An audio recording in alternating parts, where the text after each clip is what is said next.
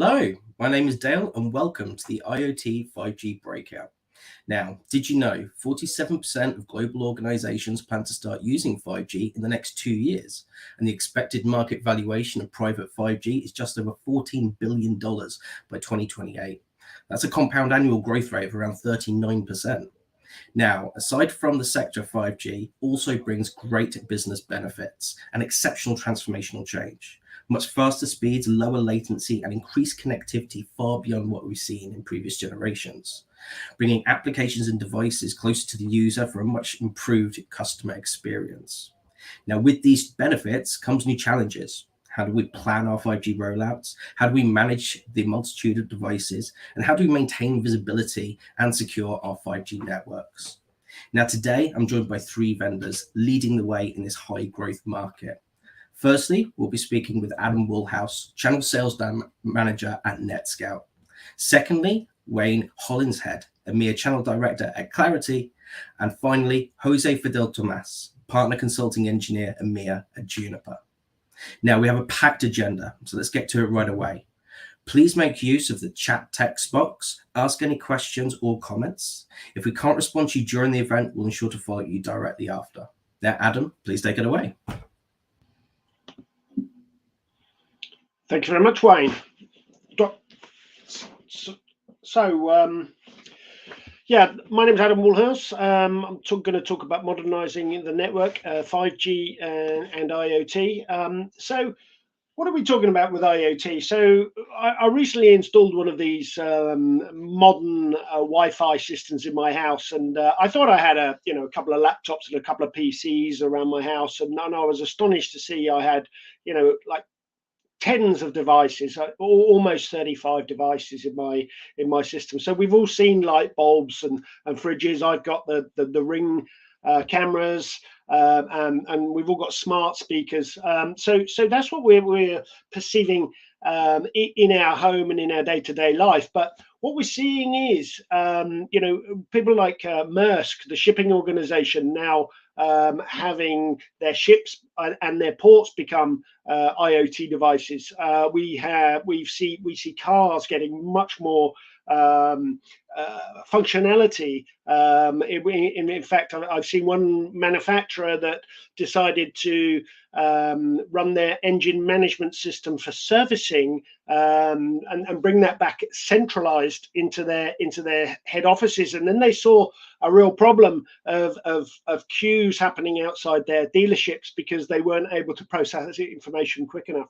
I've seen organizations investigate logging machines in the wilds of northern Sweden, being able to operate these logging machines. So as well as the smart speakers and fridges, we have much bigger ambitions in this area, and we're seeing the uptick of smart cities. We're seeing, what even are we talking about with a smart city, and where is the smart city the Internet of Things, or the devices on the smart cities? Are they in the Internet of Things, and how do you get your arms around that, and how do you understand what's going on in that environment? Whether you're running that smart city, you're helping that city organization run their network, or you're helping provide a consistent and a great service level for users and consumers in that smart city, which kind of pivots from IoT to 5G. When we're talking about 5G smart cities, what are we expecting from 5G now? People aren't moving to 5G because it's fun and it's new. What they're seeing is that Wi-Fi doesn't always cut it. They might need more bandwidth, or they might need lower latency, or they might be in the wilds of Sweden, and there is no of northern Sweden, and there is no Wi-Fi connectivity. So we might need to put in private 5G to give that Wi-Fi light coverage in those areas. So the problem with adopting new technology, NetScout has been around for about 36 years, and we were there before even TCP was fully ratified and fully working, and we were giving organizations the visibility to diagnose problems in the new protocols that are emerging. And then throughout the ages, throughout the decades, we've looked at routing algorithms. We've looked at newer technologies that comes along. So newer technologies brings new environments for security, and highlights the lack of knowledge and skills in this area, because people have a lack of understanding, a lack of diagnostics. They lack the early warning systems, and they're unable to track problems end to end, and unable to identify compromised assets quickly and effectively and have ineffective retrospective analysis. And this means that this increases a risk in any new type of technology project, and this will increase investment. So, what Netscout are all about is offering visibility, being your partner in some of these projects, offering continuous proactive and holistic surveillance around these, giving you insights into the new technologies, increasing your knowledge and skills, and upskilling your people so that they understand the environment, giving real-time troubleshooting and diagnostics, and offering you visibility into the cyber threats in those areas. Hopefully, what this does is de-risk projects and helps contain investments. So, what we're talking about is, add value into the 5G and IoT solutions by, protecting these projects from these risks. What are the risks here? So, if an organization like a shipping company or a logging company is saying, right, now we're going to transform digitally, and we're going to put everything on 5G, their ERP, their enterprise resource planning system, means that the computer system is the business. Now, if you hold up a few of those ships, that's a lot of money tied up there. And in these new environments, is existing tooling and existing tool set up to looking at the giving you the visibility to the vulnerabilities and the new cyber threat in this new environment. In an IoT, say for example, in a smart city environment, it may be that communications never actually comes over the backhaul to the central system, and may just sit there on the edge communicating with each other. And are some users vulnerable to other users? Are you vulnerable to performance threats? Are you going to get complaints on your system in these unknown technologies? So how do we offer this? So 5G is all about putting in a new connectivity at the edge. So there's that understanding what that edge is doing, but having a holistic view across your system, understanding it may be the edge, but most of the problems that are being experienced at the moment are nothing to do with the new technology at the edge. So we need to help our customers understand when there are still existing problems within the data center. Is it to do with the edge? Is it that something up in AWS? Are applications failing? Are databases failing? Are service enablers failing? But also to give a view into the new type of technology and an understanding in that new technology. So I always laugh when in the UK we have adverts where they say we're going to go to the science bit. Now, I'm not going to go into the science bit in too much detail, but you can see from this diagram that there's a lot of new acronyms there that I don't even understand half of those acronyms. And these are complex interfaces and protocols are new to everybody. And you need the help and expertise to understand these and to help you diagnose these new early deployments. As we move to the edge, it requires complex monitoring capabilities. Netscout have been operating for the past 3 or 4 decades, and we have built up a huge library of decodes. We work with service providers in their mobile networks, and we have done since 2G, 3G, 4G, and now into the new 5G. We're helping large service providers like AT&T, like Vodafone, deploy their new 4G solutions, help them monitor and map these out. So we have the experience from some of the largest, I think one of our largest customers in India, service provider out there with over 1,100 of our devices to look at their systems. We scale from the largest organizations down to a small organization that just has a single pod of 3G, 5G. So we understand this whole environment. This environment's going to be now more cloud native, which means that what we're trying to do to reduce the latency is move the applications towards the edge, which may be that the communication doesn't come across your data centers anymore. It will sit out at the edge and communicate out at the edge. Does your existing tooling have 5G native capability? And then out there at the distributed radio access network, do you understand the protocols out there? Netscout understands all of these protocols and can decode them, and then decode the higher layer messages that are running across these protocols to help you look at cybersecurity threats and performance threats in these new environments. And going back to what Dale was saying, and apologies for those in Middle East and Africa, this is a couple of years out of date, but we can see now the first adopters for 5G rollout were in the US. We're helping some customers there.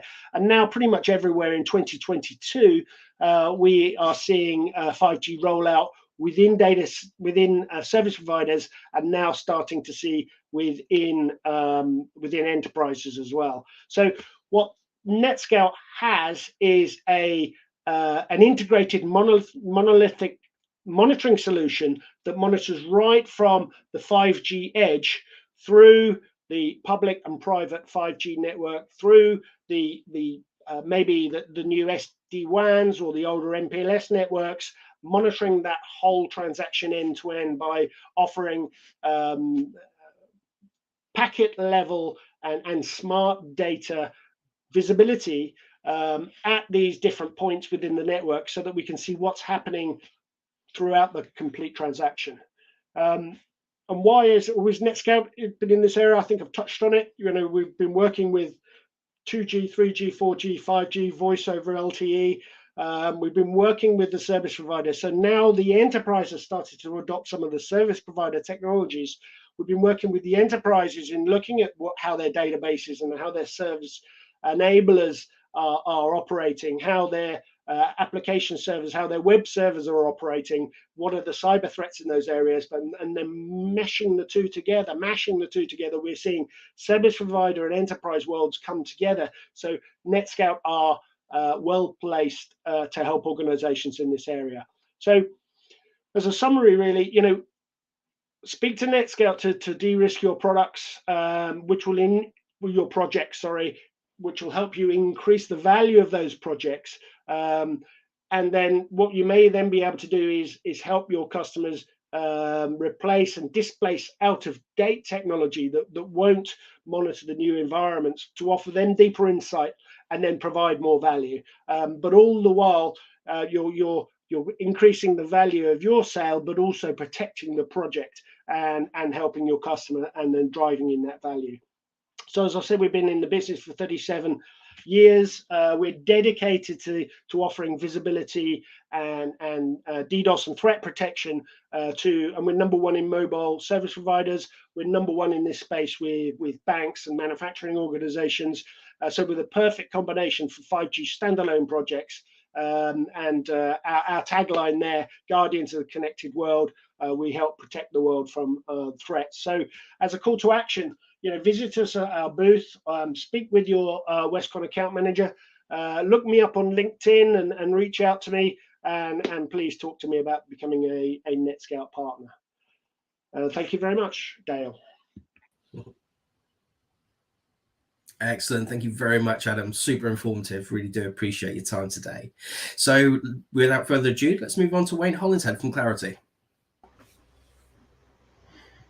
Perfect. Thanks for the introduction, Dale, and the time with everybody that's going to be sitting through this and learning a little bit more about Clarity and with reference to the IoT environment.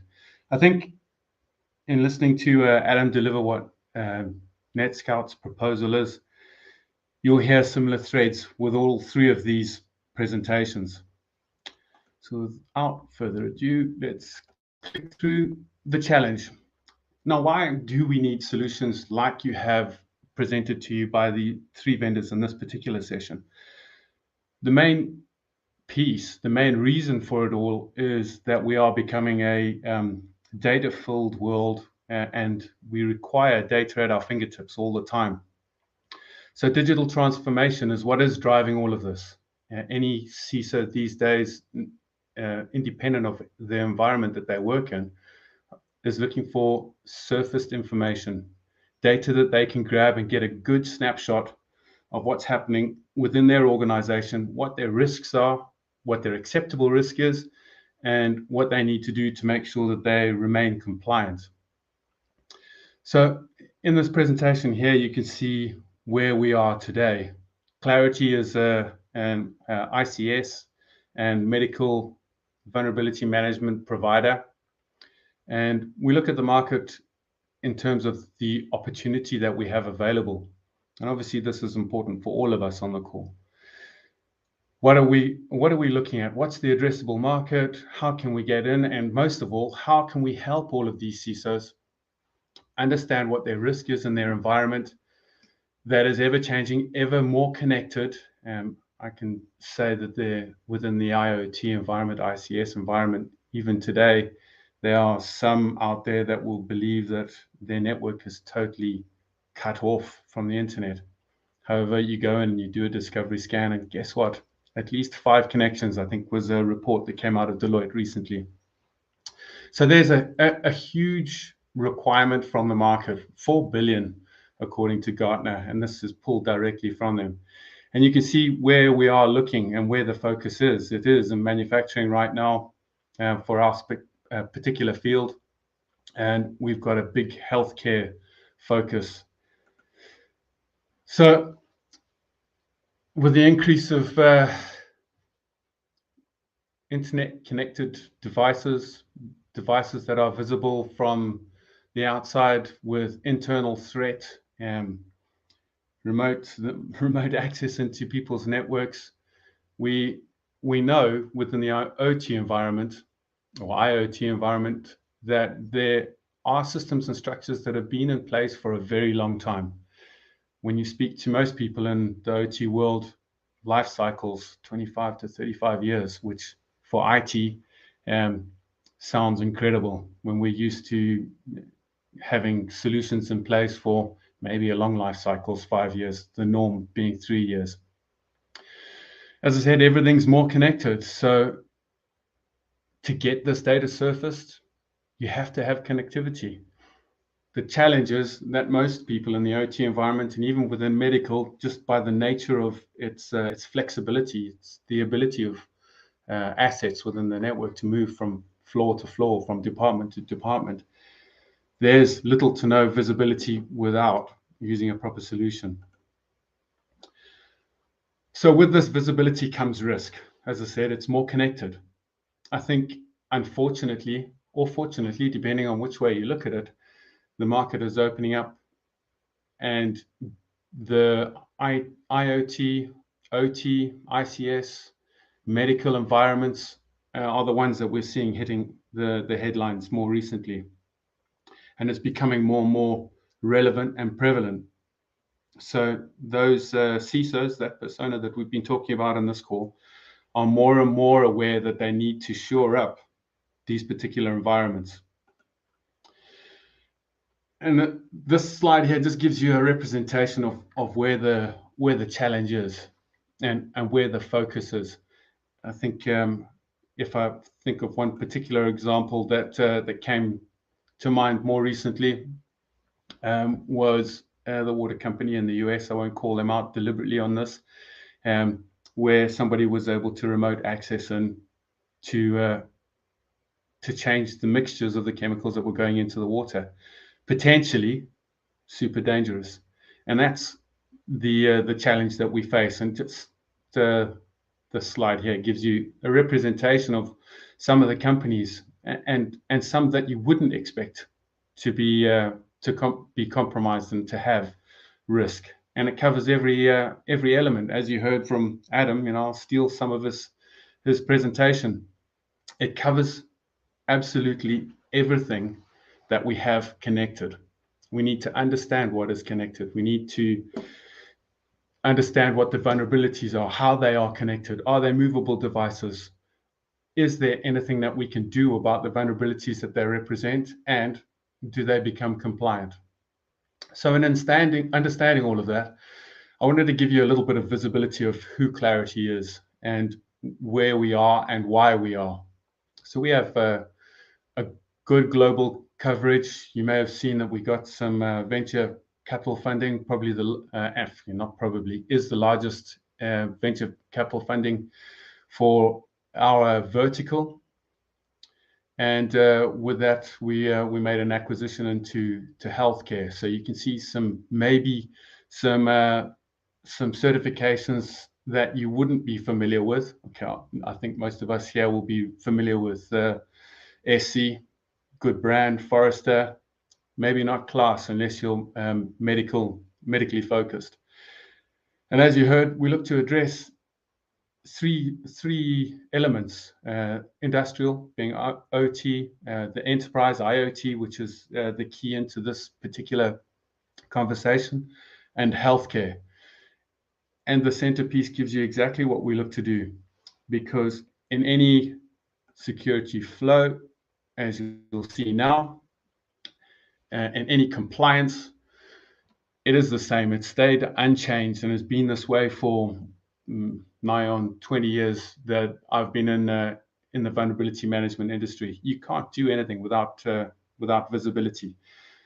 Once you've got the visibility, you need to understand how you're going to fix it, or if you're going to fix it.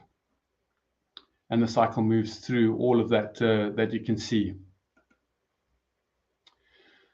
So priorities change within various organizations depending on what their drivers are and where their connectivity is. And I think Adam used a great example of light bulbs, cameras. Think about building management systems that as they are today. Think about what that visibility would look like. So you're going to go out and you're going to do a discovery. Think in a hospital environment from the building management side, or even banking environment from the building management side.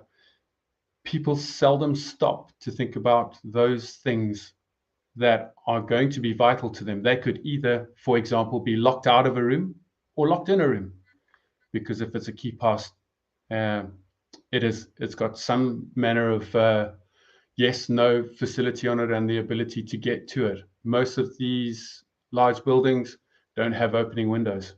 Everything is climate controlled. So we need to understand all of that, how we remediate it. And the first piece is vulnerability and pulling all of that information. So pulling that all of that information, again, I've given you another slide here of the integration between what we do with ICS, IoT, and building management, and through to medical. And the 4 phases. There are other compliances out there that have more than 4 phases. But as you've heard me bang on about so far, reveal, protect, detect, connect. These are the items and the elements that you need within any solution for compliance, for good security posture.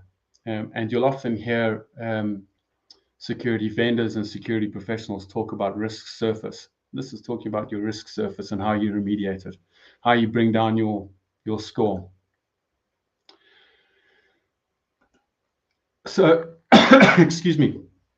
Within any environment, we differ from other vendors in the space, that we understand that we cannot be the be-all and end-all.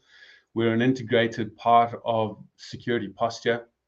And this goes to demonstrate the kind of vendors that we do work with, both on our industrial solutions and both on our medical solutions. It's important that we surface information into other solutions, best of breed solutions, broad spectrum solutions, that gives the CISO the information that they need at the end of the day.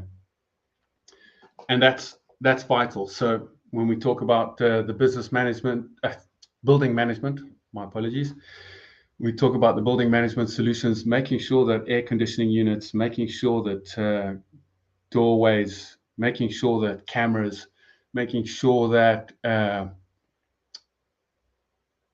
data centers within those buildings are all surfaced in the right way so intelligent decisions can be made. And there's integration into SIEM solutions. There's integration into ticketing solutions, two key pieces, into EDR solutions. Running too fast, my apologies.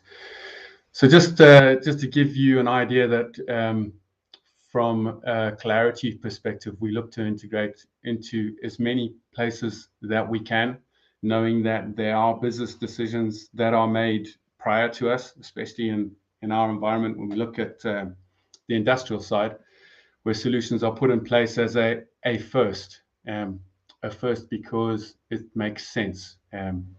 You have antivirus, you have your firewalls, etc., and where you're looking to build that in. So just as a wrap on this, you heard protocols mentioned before, and I don't want to labor on it. You're probably going to get another presentation that talks about the interesting protocols that are within our environment. One of the pieces that Clarity is known for and recognized by Forrester is that we have a great protocol library. There is very little out there that we will not discover in the ICS and medical fields. And the reason for that is that we have a great set of ICS partners that invest in Clarity. For example, Rockwell, Siemens, Schneider, to name a few. What does that mean? That means visibility is good across all parts of it. And then the vulnerability data is then valid. False positives are low. These are things that you'll hear over and over again within the security environment that are drivers for any security team to make sure that they are remediating and not wasting cycles. And just coming to the end of my presentation here, just an illustration of where we were in the last Forrester wave. Very strong solution.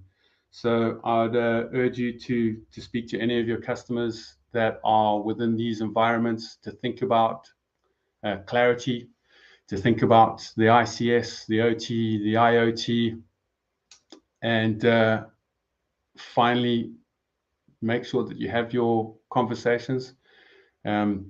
As you'll hear from all, feel free to reach out to me on any of the platforms that we have available, be it LinkedIn, be it directly via email through any of the people on this session that are Westcon. So thank you for your time. Excellent stuff. Thank you very much, Wayne. I think it's pretty clear, both from Adam's presentation and Wayne's presentation, that visibility really is key to the 5G private enterprise networks. So without further ado, let's go to our last presenter today, Jose Fidel Tomas from Juniper. Hello, thank you for getting me here in this presentation, in this event.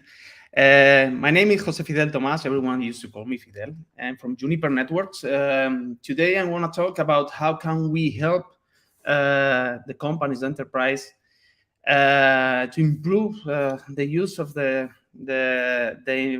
network infrastructure in terms of related to IoT, and what are we doing with 5G as well as the topic of this breakout session.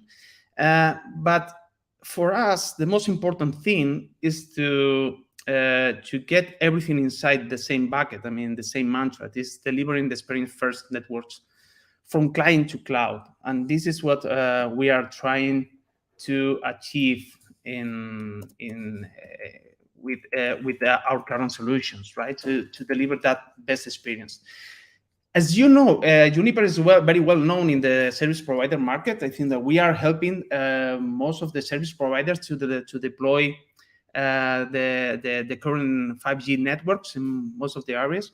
But you know, from the enterprise point of view, this is what we are now focusing in delivering this experience first networking, and we are doing this from different areas. So we have different sides of different verticals of products. In this case, we are We are, we have what we call the AI-driven enterprise, which includes the wired and wireless access, and the SD-WAN solution for everything driven by our new Mist AI engine. I don't know if you know, but from 2 years, almost 3 years ago, we acquired a company called Mist, which really revolve all the industry in the wireless area, and we are, Mist was a wireless company, used to be a wireless company, but the goodness of that company was not the wireless itself. What it was good from that company was the AI engine, how they use the artificial intelligence applying into the network, into the wireless network. So for us was so cool, so important to take advantage of all our broad portfolio that we have. As you can see here, we have a very good cloud-ready data center solution. We are leaders in automated WAN as well. And we are also well known in the connected security world.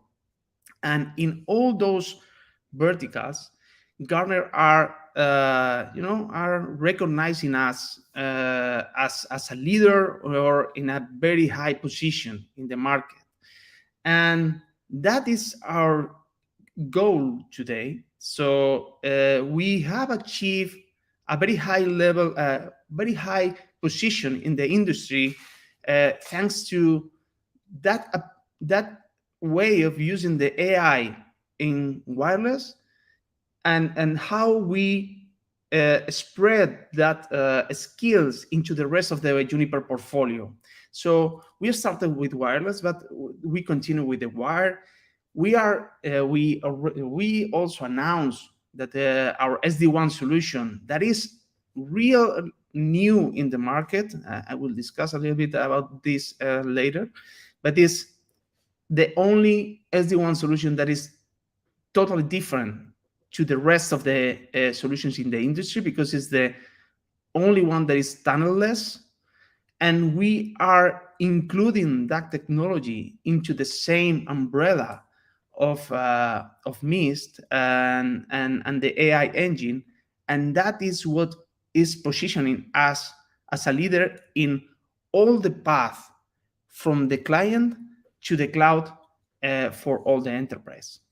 As you can see here, this is the current Gartner quadrant, Magic Quadrant for wired and wireless. The most important thing is not our leader position that we kept for second consecutive year in a row, okay? But the most important thing is that we grew from this position to this one just because we use Mist technology for the wired and wireless. And this is not the only one Magic Quadrant where we improve thanks to using the Mist AI. We have been recognized also as a leader also in the indoor location services Magic Quadrant. And as you can see here, we are the only networking vendor that are in the good squares, right? In the good quadrants. So and we are in the farthest position in completeness of vision. That is also an achievement that we got from Gartner in the last year.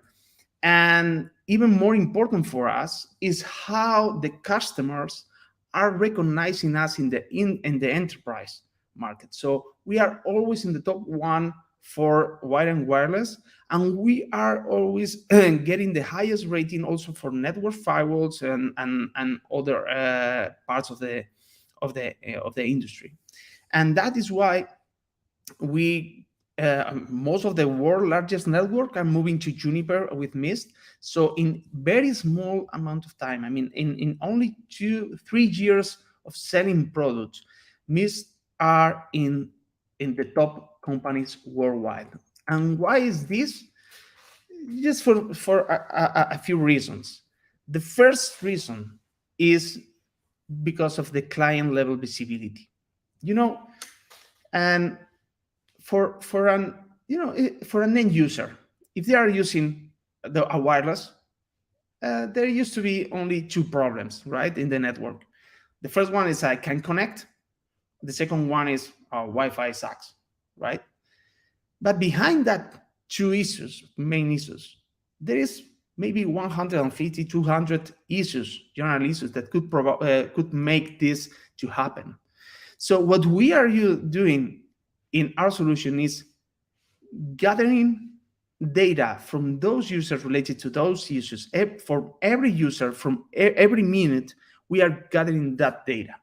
And we are creating a baseline of the real use of the network. And we are monitoring the state of the network according our own SLEs. I mean, according our service level expectations. So we can detect in a proactive way when my network is running well or when it's running bad. So I can do several things in advance without having to receive that fancy calls from the end users, right? And this is not possible if you cannot take advantage of what the technology is giving to you today. And today is the AI era. The artificial intelligence is now everywhere. And with artificial intelligence, we can get all that data, get important data, process that data, and put exactly the issues that are relevant for our network in front of the IT operator. So we can improve the support task and the operation tasks into a small, for instance, IT department for very much. So big improvement for that kind of task. But even more, we can take advantage also from the AI. So AI today, most of you probably are using Siri every day, or Alexa, or Google Assistant. So we have more or less the same similar approach for IT networks. And we have our natural language processing assistants, our network assistant that is called Marvis. And we can troubleshoot our network just by chatting with Marvis and asking the questions that I typically could make to my teammate or wherever. So why is my network going bad? Or how many unhappy clients do I have in my network? All that kind of things, I can run it into my solution. And that is the key difference of our solution. And this is what is positioning us. This is why we are positioning so high in the industry today. But this is not possible to do it if you don't have an architecture that allows you or enables you to be flexible, to be agile, to be reliable.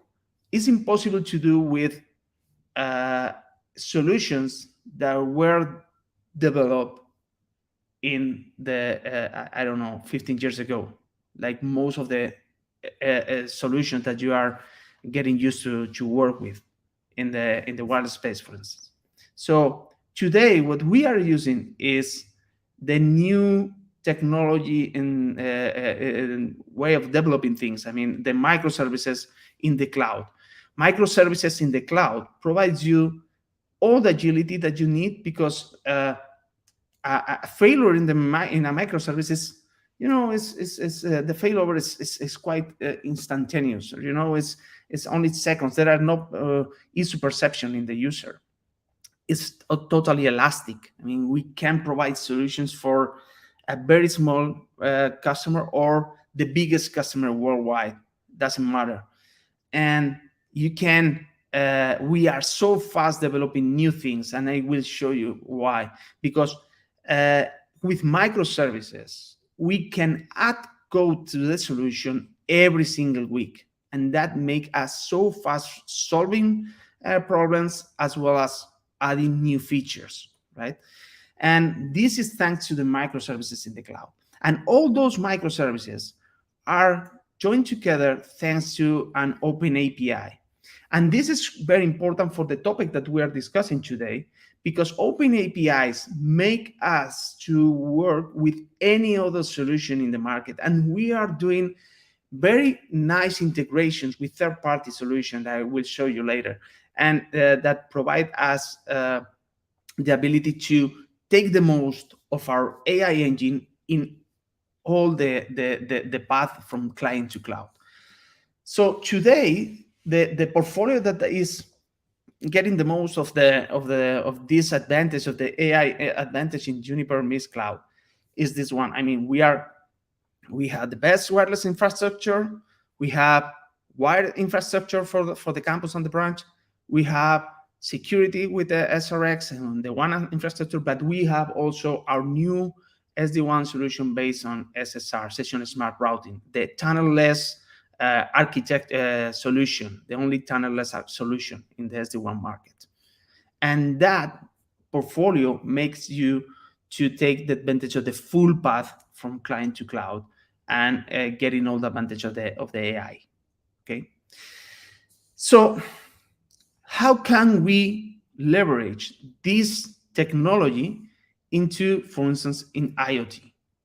So you, at this point of the event, I mean, you already know the importance of the IoT and the market trends and all that stuff. I think you are already aware of that.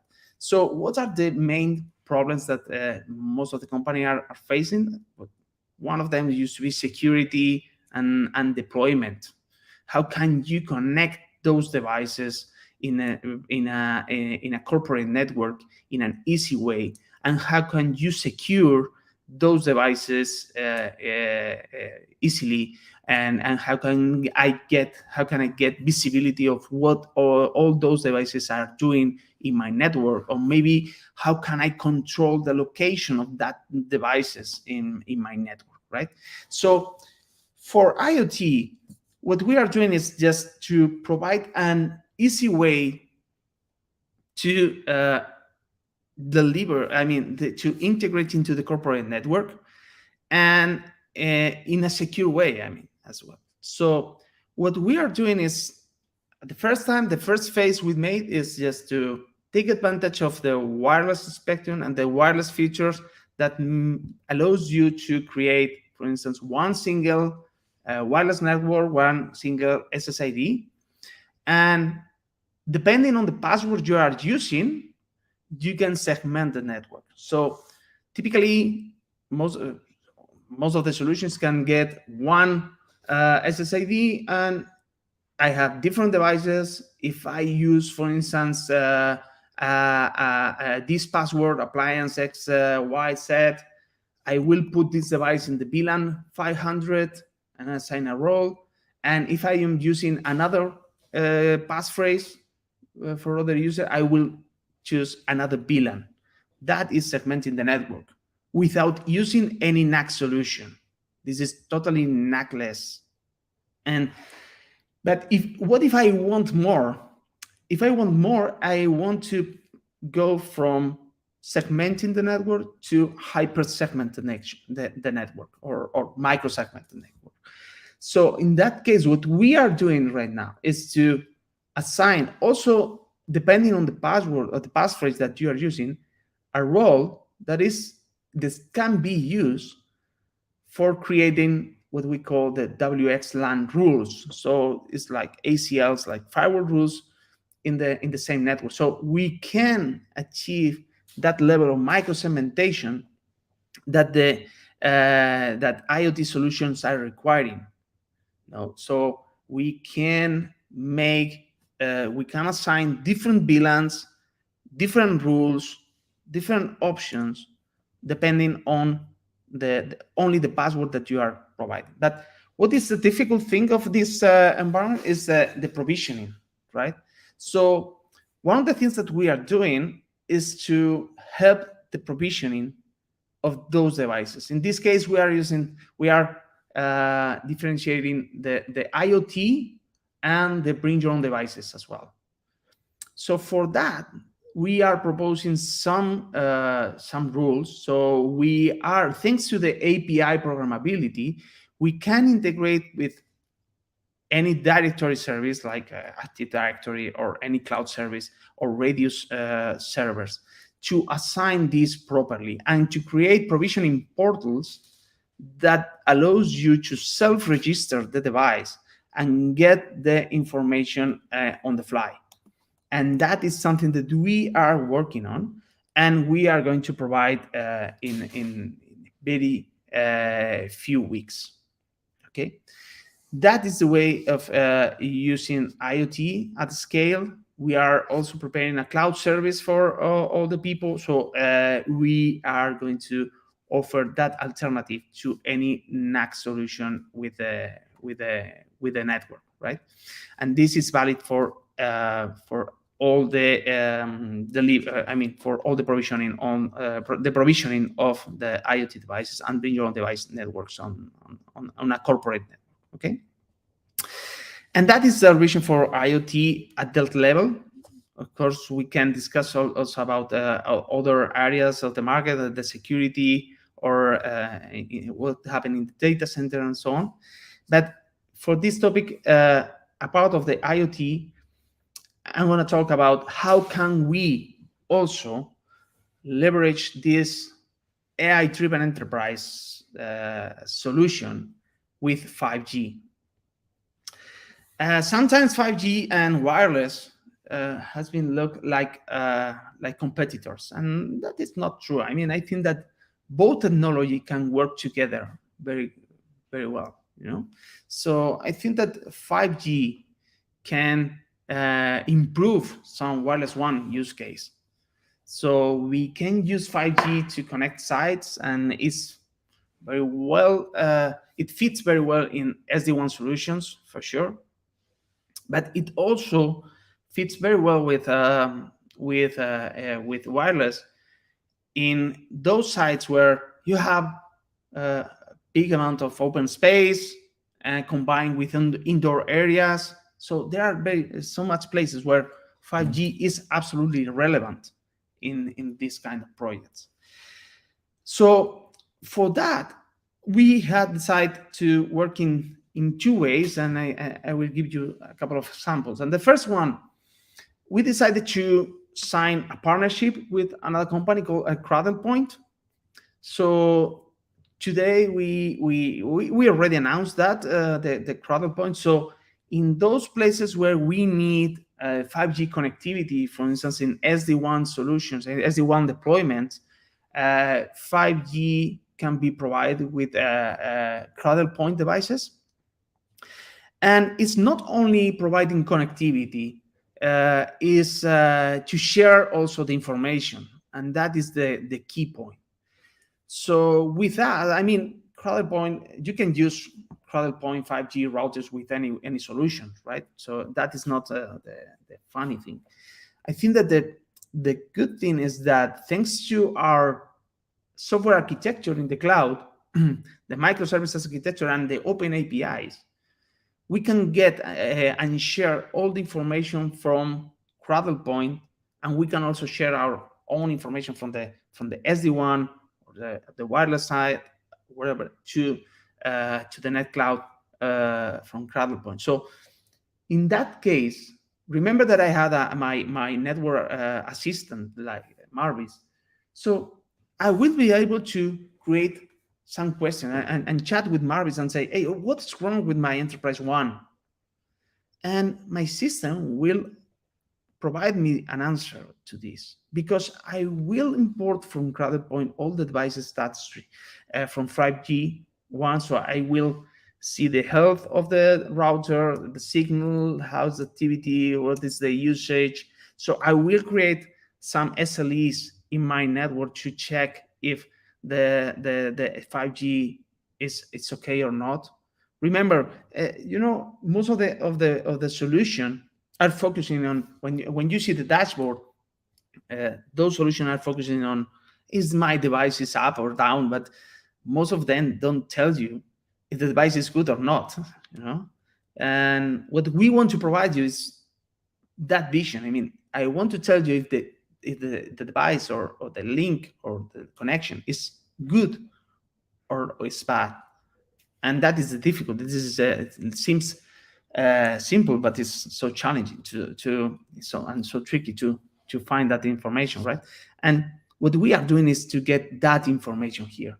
So we are integrating both APIs, and we are getting that information, and we will be able to get that connectivity and that information to troubleshoot all my branches or my sites using 5G today.